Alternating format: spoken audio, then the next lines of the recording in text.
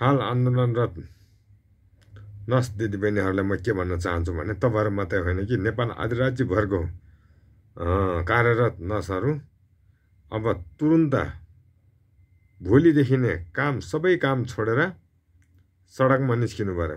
कालोपट्टि बाँडेर काम गर्ने होइन कि सबै काम छोडेर सबै उसको हस्पिटलहरूको गेटमा तपाईँहरू बाहिर निस्केर चाहिँ हस्पिटलहरूको गेटमा धर्ना बस्नु पर्यो कि यो सरकारले यो जन्य आन्दोलनपछि बनेको अन्तरिम सरकारको पनि यो नाटक के देखियो भने समिति गठन गराउने रे। यो समिति गठन कति पटक भइसक्यो, कति पटक यो नर्सहरूले आफ्नो हकितको लागि भनेर आवाज उठायो। आवाज उठाउने बित्तिकै तपाईँको के गर्छ, एउटा नाटकीय ढङ्गले समिति गठन गर्छ। यो समितिले अहिलेसम्म केही पनि काम गरेको देखिँदैन। त्यसैले गर्दा नर्स दिदीबहिनीहरू हो, तपाईँहरू सबैजना देशैभरको नर्सहरू एक ढिक्क भएर सडकमा निस्किनु होला। यो नाटकको पछाडि नलाग्नु होला। यो समितिहरू आएर तपाईँहरूलाई यो गर्ला त्यो गर्ला भन्ने एउटा आश्वासन दिएला, त्यो आश्वासनको भरमा नफर्किनु होला, काममा फर्किनु भएन। किनकि यिनीहरूले यो समिति बनाएर तपाईँहरूसँग यो आश्वासन दिने त धेरै पटक भइसक्यो। मैले धेरैचोटि सुनिसक्यो, धेरैचोटि देखिसक्यो। यो जन्य आन्दोलनको सरकारले, यो अन्तरिम सरकारले केही गर्ला कि भनेको यसको पनि नाटक त्यही देखियो।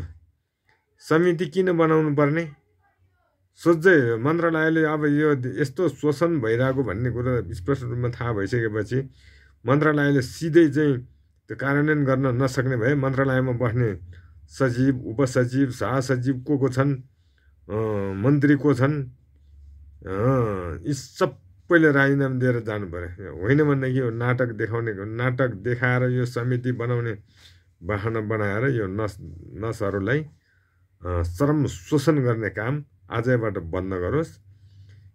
तपाईँहरूको खातामा जुन मितिदेखि बसेको हो त्यो मितिदेखिको सरकारले तोकेको सेवा सुविधा खातामा नआएसम्म तपाईँहरू काममा नफर्किनु हुन्न। म विनम्र अनुरोध गर्न चाहन्छु नर्स दिदीबहिनीहरू, अब भोलिदेखि तपाईँहरू सबै काम ठप्प गरेर सडकमा निस्किनु होला।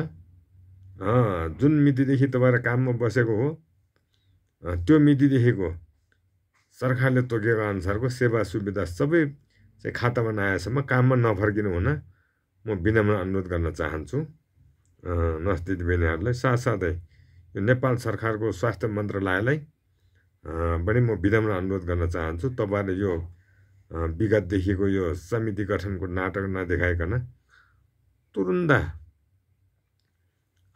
यी मजदुरहरूको यी नर्स दिदीबहिनीहरूको मागलाई चाहिँ तुरुन्त सम्बोधन गर्नु होला।